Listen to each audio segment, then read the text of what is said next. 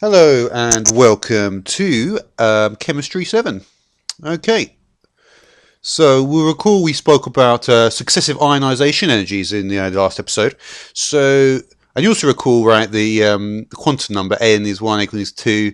So in outer shell, we're going to have 2 in there and 8 in there. We'll call those sort of things. Now, what I want to do is I want to speak about the factors influencing ionization energies. Let's look at this statement.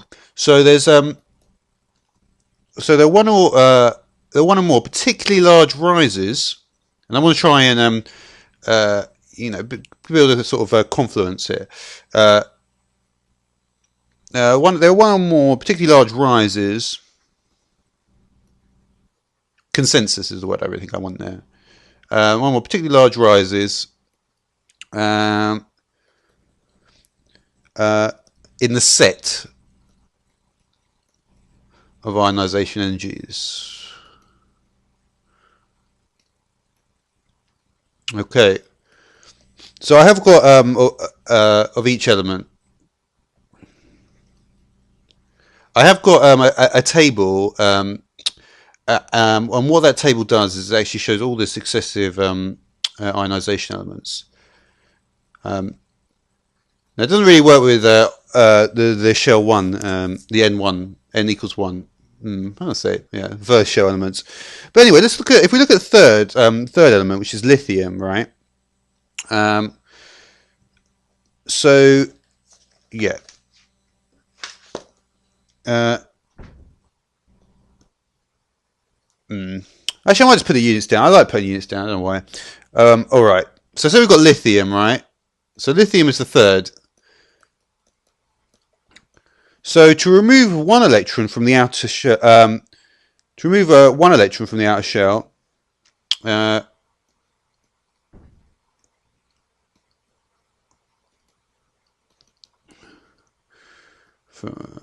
just put it all because I can just do DO marks in a minute. That's going to be taking 520. I'm just going to say kilojoules per mole to the -1. Yeah, well, you can't go wrong with that, can you? However, if we then do remove 2 electrons from the outer shell, we're looking at a figure of 7,300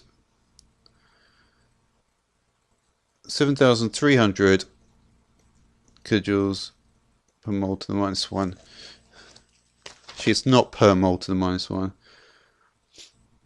I'm really, before I move on with this course, I'm really going to have to get much better with the units. It's so important to be good with the units. It's only 300, but anyway, the point is, right, and then similarly for the 3 electrons, the figure is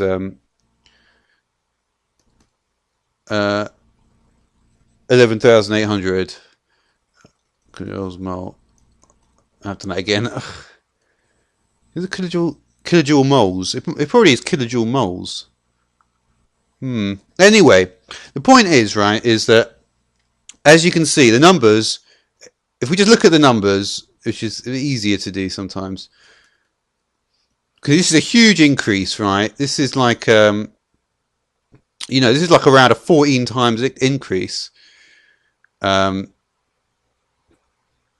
And then this is, well, whatever, 1.5 times increase. But basically, the reason that this increase right here is so massive is because of the fact that this one that's coming out, this electron, is on the outer shell. So you can imagine that we've got 2 on the outer shell, right? We've got 2 on the inner shell, and then we've got the 1 on the outer shell. This one on the outer shell is easy to remove, but as I mentioned before, right? When you remove the electron, it pushes the it pushes up the energy required. So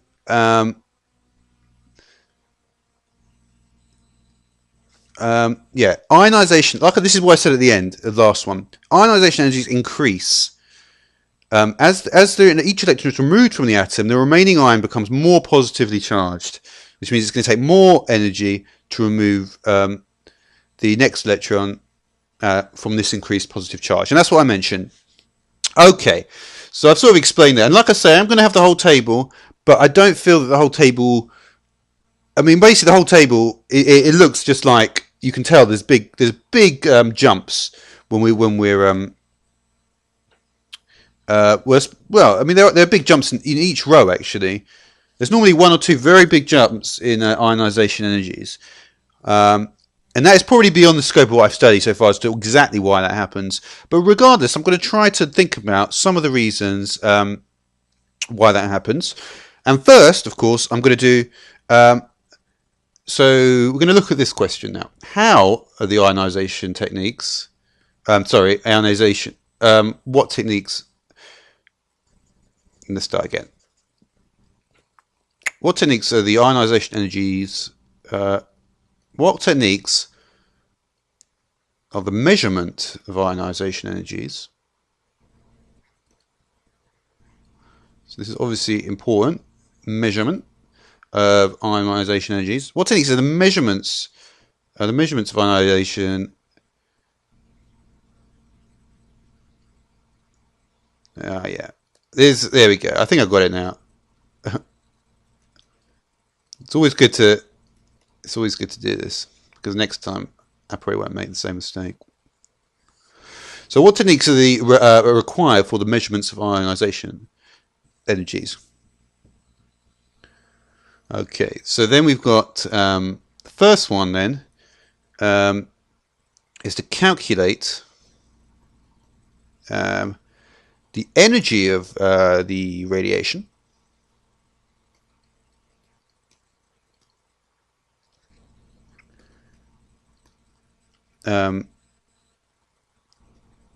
Causing particular lines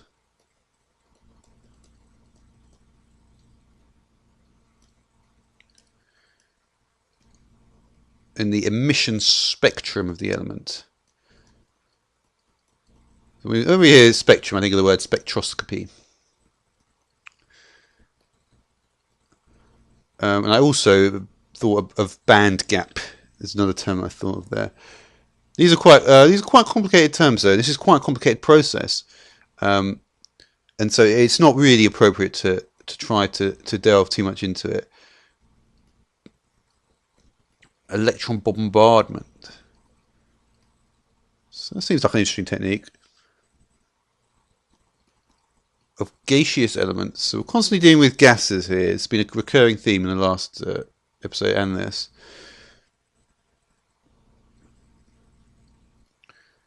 Discharge tubes.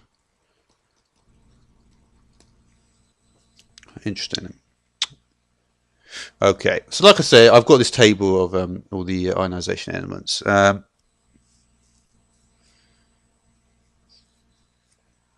Data from data of energy.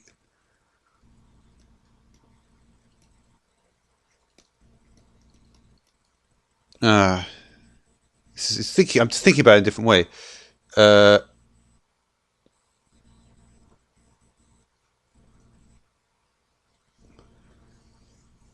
Let's try another one. Data tabulating successive ionization. Yeah, this is much better. I could of course draw on the table, but like I say, I don't really want it at the moment. I only want to do it in one episode, and I want it to be in the next. Data tabulating successive ionization energies. The first 10 elements. First.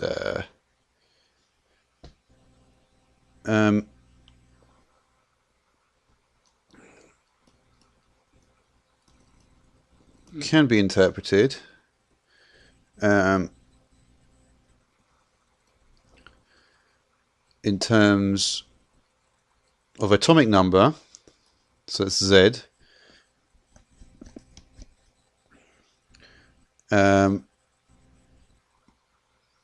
and their simple electronic configuration. So we're looking at the simple configuration now. We're not going into orbitals and things like that quite yet.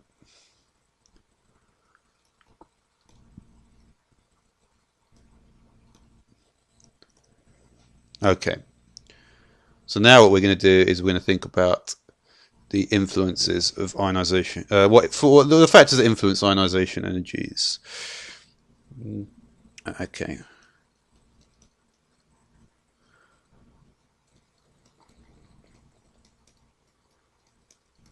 Factors that influence ionization energies. Okay, so the factors that influence, there's three factors. First of which, size of positive nuclear charge. Okay, second, distance of the electron from the nucleus. And the third one is the shielding effect. That's an interesting one.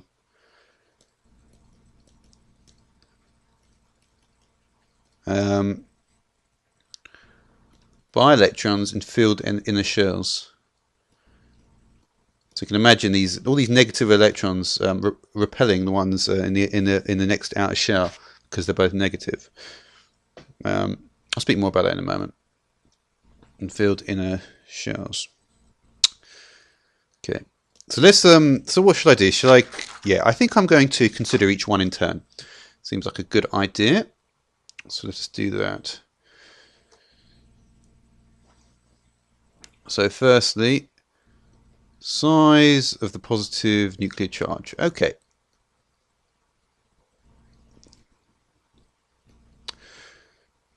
So let's think about that.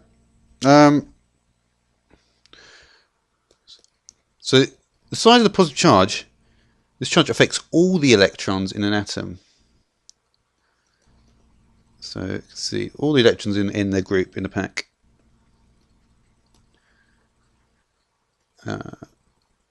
Yep. So the increase in charge, this is a sort of this is where we can do tends to sort of thing. We can think of that mathematical concept, tends to. So the increase in charge with atomic number.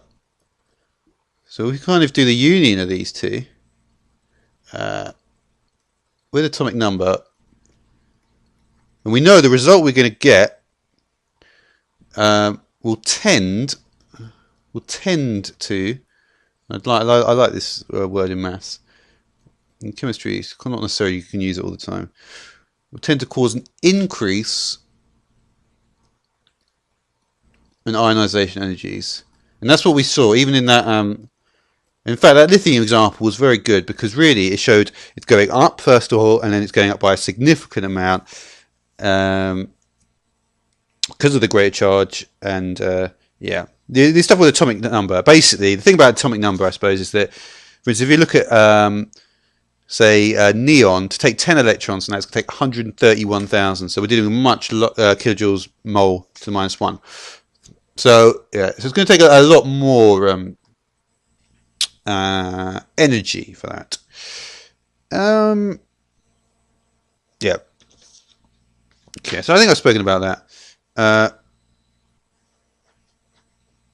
Right, so what's the next thing I can think about? Okay, the second one then.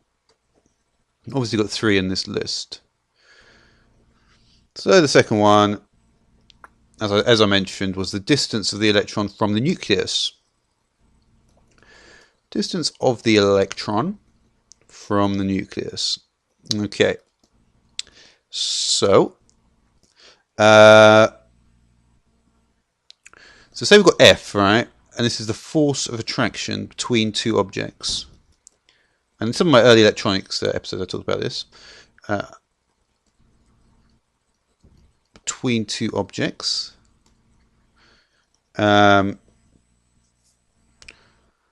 And then we've got d is the distance between, and I'll put these to indicate that I'm still referencing these objects here.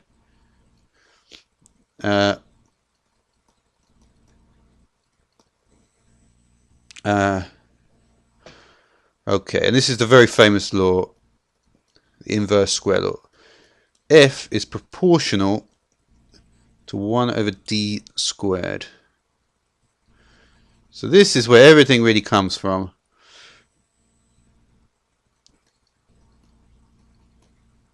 There's not much I can say about that. I guess I could put some numbers in very briefly. So we'll say the force of attraction is, say, 200, and the distance between them 10 centimeters. So basically, if we've got that 210, you can imagine that they're both. If you imagine, the best way to think about it is to imagine when you change, say, the size of a canvas in a creative kind of program, often you'll constrain the results so that one will stay completely relative to the other, and that's what's happening here.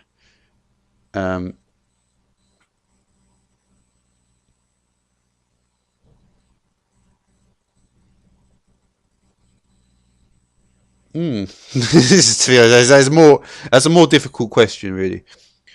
I'll probably just do that in maths. Anyway, let's see what the explanation we can do here is. So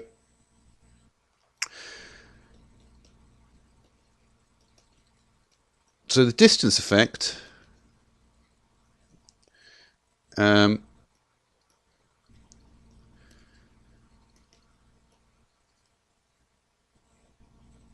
means that all forces of attraction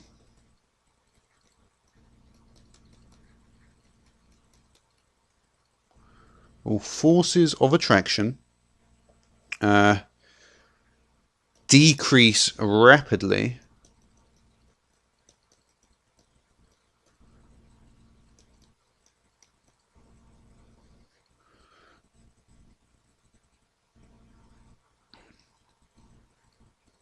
yeah.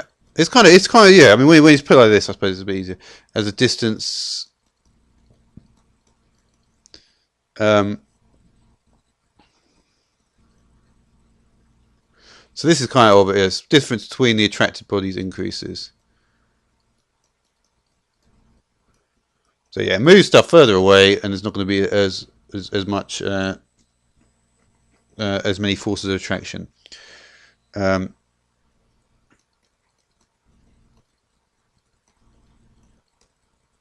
Yeah. Okay, so it's fairly straightforward there. And here we go. Now let's try and write this a bit neater if I can.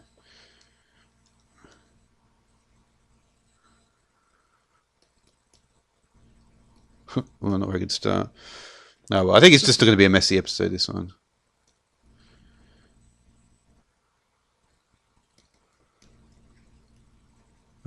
So the attraction between nucleus and electrons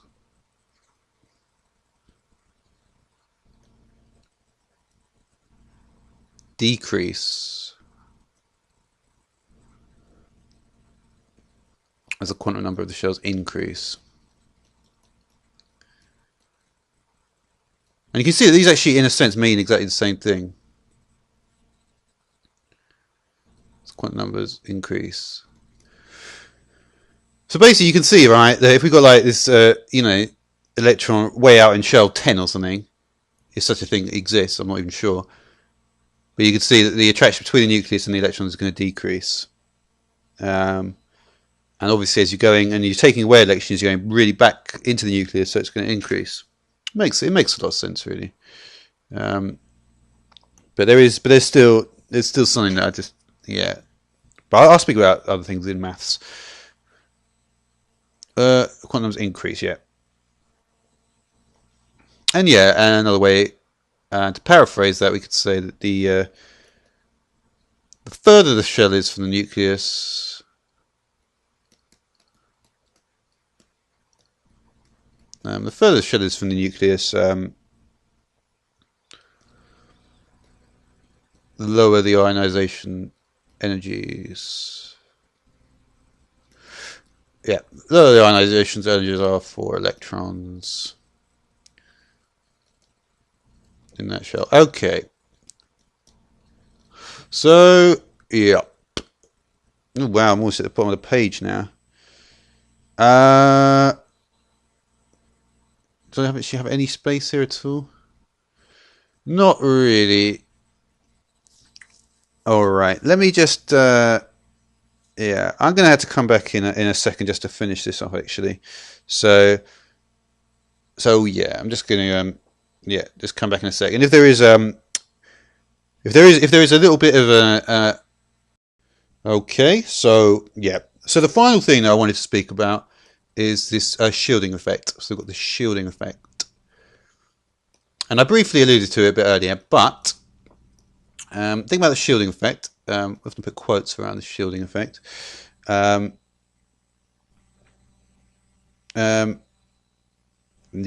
So the shielding effect, it's done by electrons in field in a field in the shells. Yeah. But ionic and covalent bonding, that's all it's about, really. Not covalent, I suppose. In field inner shells. So all electrons obviously are negatively charged. Yeah. Yeah, and this is what I just mentioned. I mean, of course, you can say it a million times, but and repel each other. Wow, I did the loop on the L 3 times in a row. Quite like that, actually. Okay. Okay, so yeah, just so to sort of define it a little more here.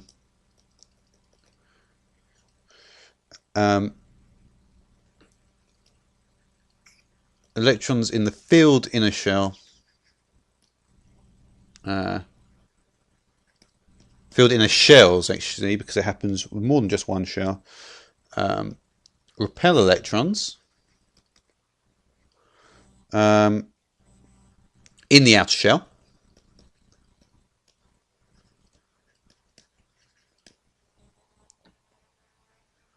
And of course, reduce the effect of the positive nuclear charge. Positive charge. I guess there's no harm to a nuclear charge, I suppose. Okay, so that's the shielding effect. This is the shielding effect.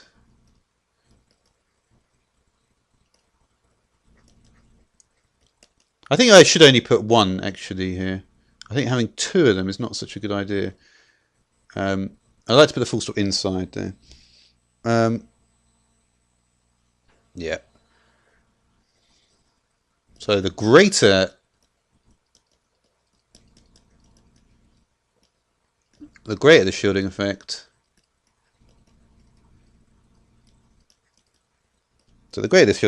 the lower the energy required to remove it.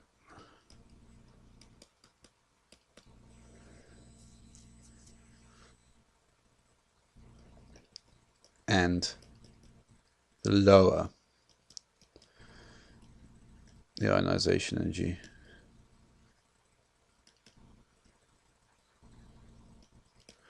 So yeah, so you can see it like that. You can imagine like you've got the inner shell like pushing, it's pushing the other one out, the other electrons out. Like in lithium, it's pushing that electron 3 out. Those two inner core electrons